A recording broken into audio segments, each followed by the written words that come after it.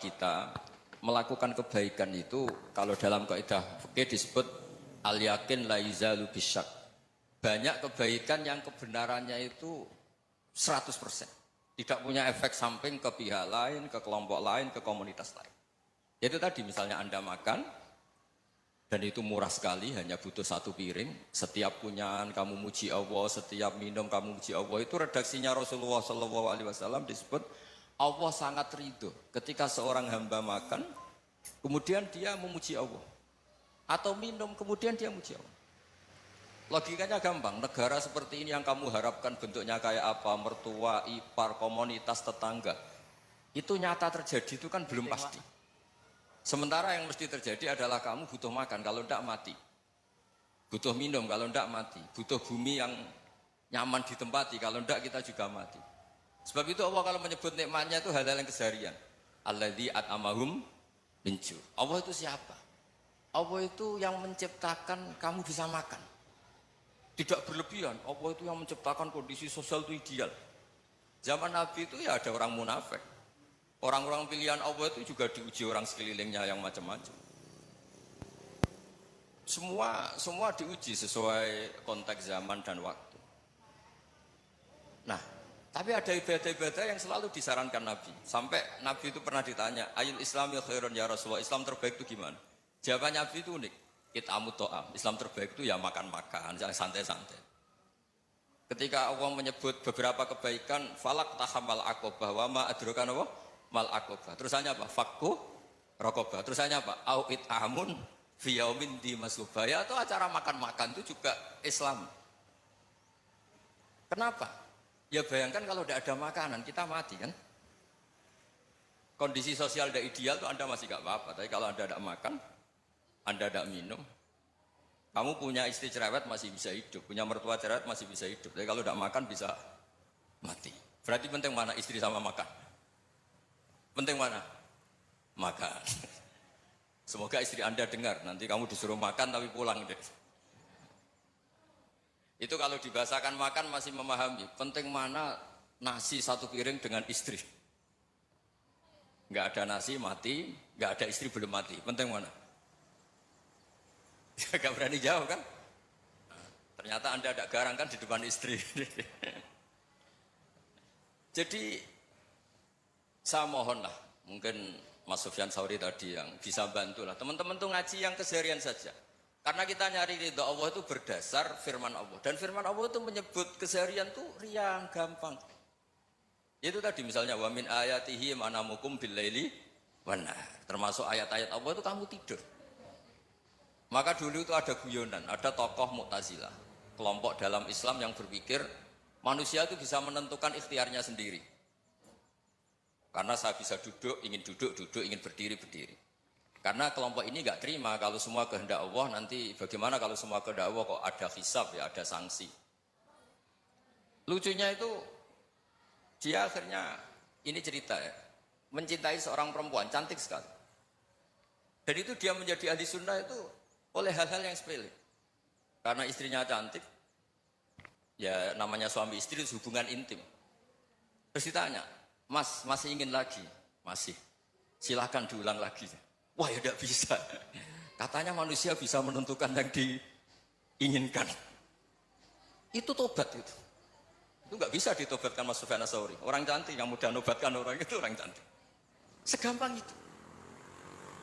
Akhirnya kita tahu, makanya kalau dalam kitab hikam itu disebut al-aqil mayyakul madza yaf'alu wa hubi wal ghafil mayyakul madza af'al.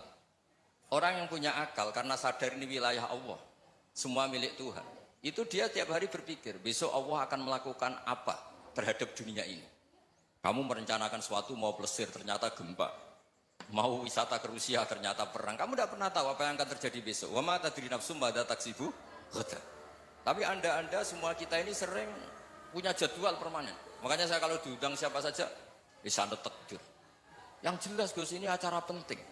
Ya masih acara penting nak pangeran ngersakno piye? Kok ape dadi pangeran? Kamu kok mau jadi Tuhan? Itu kadang ya kiai. Penting Gus acara ini jenengan harus memastikan bisa. Loh kamu itu yang ngajarin tauhid, sesuatu itu biadillah kok bilang-bilang apa pas? Pasti. Kalau terus tak tobatkan kamu kata saya. Ya kalau gitu Gus bilang insya Allah. Wah itu hati saya, fisik saya, roh saya sudah bilang insya Allah. Tidak usah kamu latih kata saya. Nah hal-hal tauhid keseharian itu gampang sebetulnya. Wal ghafil yaqulu madza af'al. Tapi orang yang lupa Allah dia setiap hari bilang besok apa? Kita bisa melakukan apa? Seakan-akan dia itu aktor, dia penting, dia subjek permanen, dia. Padahal kita ini hanya objek kehendak Allah Subhanahu wa taala. Karena kita yakin sesuatu yang terjadi di alam raya ini kita tidak bisa apa-apa. Makanya saya sering ngaji, sering bilang saya. Ketika Anda mensifati Allah, dia yang menghidupkan. Sudah itu tanamkan, sehingga ketika kita mati, santai saja. Kenapa santai? Allah punya cara menghidupkan kita. Zaman kita hidup juga gak tahu caranya ngelola jantung, ngelola paru-paru. Kamu juga gak tahu ngelola oksigen yang tidak beracun, tidak mengandung polusi. Tahu-tahu hidup. Gak ingin tua ya tahu-tahu tua, gak ingin mati tahu-tahu mati. Selama ini kita hidup juga gak tahu apa-apa sebetulnya. Hanya gaya tok, punya jadwal, punya planning. Kalau kamu bisa menentukan pilihan Anda, pasti Anda istrinya cantik, 4 neriman semua, kona'ah semua. Nyatanya enggak kan? Ada 1 jelek, cerewet. Oh itu kan, nyatanya enggak bisa apa-apa Anda kan? Dan kamu bawa mati lagi. Itu kan, istri Anda juga gitu, punya keinginan, punya suami yang ganteng, yang jabat, yang neriman, yang enggak poligami. Ya enggak kesampaian juga. Kalau kita ngitung tingkat kegagalan kita itu gagal terus. Ya kan? Nah, terus ingat Allah. Mada yaf'alu wa bi. Orang yang punya akal selalu berpikir Allah itu menghendaki apa terhadap saya. Lalu sama-sama orang melihat orang yang serius. Itu kata Anda itu pemikir berat, serius. Senang punya tokoh yang merengut karena kamu anggap serius. Tapi sebagian orang anggap orang yang serius itu wong merengut, wong masam, wong muka kok ditekuk. Jadi sama itu hati ya muqallibal qulub tsabbit qalbi ala dini, karena kita enggak tahu cara berpikir kita tentang orang lain, tentang sekeliling kita. Misalnya kita orang baik yang jenis ngrumat fakir miskin. Ada orang bangun masjid mewah itu janggal. Apa artinya masjid mewah kalau banyak orang kelaparan? Tapi kalau yang jenis pendidikan apa artinya masjid mewah kalau tidak bisa ngaji? Nanti yang jenis infrastruktur apa artinya ini kalau semuanya punya sudut pandang yang berbeda-beda. Dan Islam mengapresiasi semua kebaikan. Tapi katakan semua kebaikan itu adalah kehendak Allah Subhanahu wa taala. Karena apapun baik Anda itu pakai fasilitas yang diberikan oleh Allah Subhanahu wa taala. Sehingga ini yang disebut kulillah sumadarhum fi khawdihim yal'abun. Ya kembali tadi ke tema-tema bahwa keseharian Anda ini sudah Islami. Saat Anda tidak bisa melakukan apa saja. Saya sering ada jenazah, biasanya kalau tetangga meninggal saya sering disuruh ngelepas. Saya bilang orang ini baik karena sering ngelamun di rumah, sering nganggur di rumah. Ditanya sama anaknya, kenapa Gus nganggur baik? Ya kalau dia nganggur artinya juga agak berbuat sesuatu yang maksiat kan? Ya kan? Orang nganggur di rumahnya ya tidak bunuh orang, tidak maling, tidak korupsi, ya namanya nganggur di rumah. Lah cuma istri cara pandang nganggur gak menghasilkan uang gitu. Tapi juga gak menghasilkan kriminal kan? Jadi sebenarnya Islam itu makanya kalau sampai ngaji usul fikih itu ada kitab usul fikih namanya Lubul Usul, itu terkenal sekali di pesantren itu. Itu kalau ngapresiasi keseharian itu luar biasa. Izma min mubahin illa wa yatahaqqaqu bihi tarku haramimma. Karena keseharian yang mubah saat Anda lakukan itu ada kehebatan yang luar biasa, yaitu meninggalkan haram. Makanya dulu banyak orang-orang alim ketemu temannya itu guyon sampai semalaman. Itu biasanya yang semangat. Orang yang sedang mapan uangnya banyak, malam itu tidak kelayaban itu sudah luar biasa. Melawan nafsu supaya tidak maksiat itu sudah luar biasa. Supaya lupa guyon sama temannya semalaman sampai subuh. Gejolak-gejolokan mengenang zaman miskin, zaman kuliah nggak jelas, zaman apa. Melihatnya jangan tarkut tahajud. Seperti ini meninggalkan tahajud, tapi meninggalnya ini talqul muharramat. Jadi kayak apa hebatnya? Sehingga Imam Ghazali punya riwayat yang agak unik. Hatta takuna ibadatu akhiri hadil ummah iku an-naum. Sehingga suatu saat ibadah terbaik umat ini itu tidur. Itu kan riwayat kontroversi. Ketika Imam Ghazali saja, kenapa iya? Kenapa kamu mulai keluar dari rumah itu sudah banyak maksiat, melihat perempuan yang enggak mahram, melihat fenomena. Tapi kalau kamu tidur itu enggak melihat apa-apa. Tapi juga kamu jangan menganggap tidur itu ibadah betul. Saatnya melakukan fardu ain malah masih tidur. Tapi itu sudut pandang yang menjadikan kita Islam itu gampang. Jadi saat Anda tidak bisa aktivitas apa-apa, misalnya ada beberapa orang yang lumpuh. Lumpuh itu memang nggak bisa Jumatan, nggak bisa ibadah, tapi dia juga nggak bisa maksiat. Tidur itu memang Anda saat itu tidak bisa tahajud, tidak bisa witir, tapi saat itu ada zina, ada maling, tidak gosipkan orang, tidak bully orang, tidak menanamkan kebencian, tidak hasud. Sehingga tidur menurut Allah Ta'ala wa min ayatihi manamukum billaili apa? Wan-nahar. Karena di tidur itu selain ada unsur istirahat, jaga kestamina, juga ada unsur meninggalkan beberapa keburukan.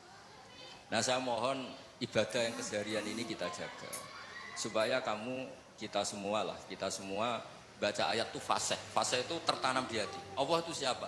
Alladzi at'amahum min ju'i wa amanahum min khauf. Dan Allah kalau cerita di Quran itu anna subbabnal ma'a subba tsumma syaqqaqnal ardha wa syaqqa fa ambatna fiha habba wa inaba wa qadba wa zaituna wa nakhla wa hada'iqa hulba. Kamu tahu saya ini siapa kata Allah?